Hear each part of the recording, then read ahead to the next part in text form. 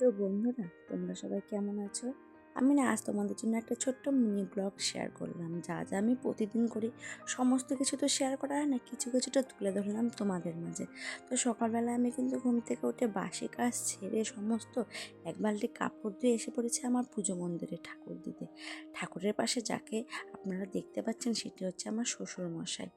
তো আমি পুজো দিচ্ছিলাম আর ঠাকুরের কাছে একটাই কথা বলছিলাম, ঠাকুর সবাইকে যেন ভালো রাখো ও সবাই যা যা আশা যা যা চাচ্ছে ঠাকুরের থেকে সব আশা যদি সবার পূরণ হয়ে যাক।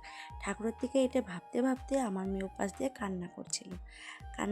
আমি ঠাকুরকে ভালো করে ডাকছিলাম, ঠাকুর আজকে সকালটা আমি কি নিয়ে শুরু করব। সবাইকে একটু ভালো রাখো, আমার সমস্ত ফ্যামিলিকে ঠাকুর ভালো রেখো, আমার বাবা মা আমার পরিবার সবাইকে ভালো রাখো, সেটাই আমি মন থেকে বলছিলাম।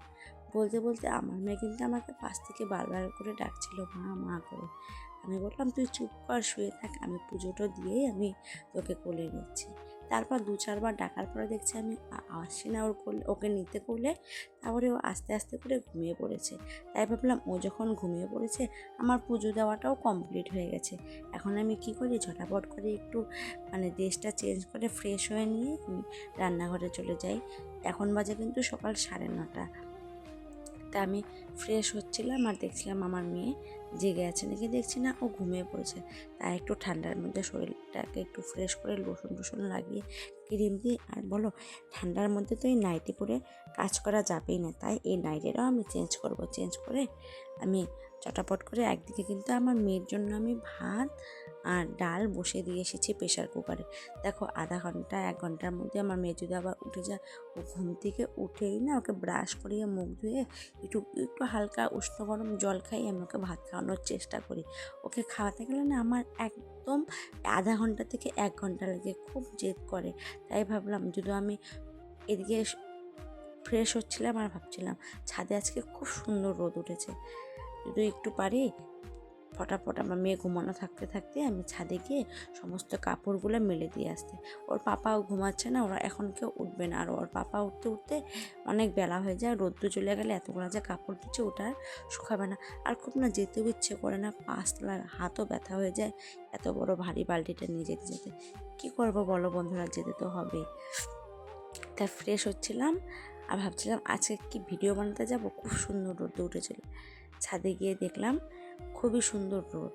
তো আবার ভাবলাম আজকে তো বৃহস্পতিবার, ছাদে যাওয়ার আগে একটু চটপট করে একটু আলতাটাই পরে নিই।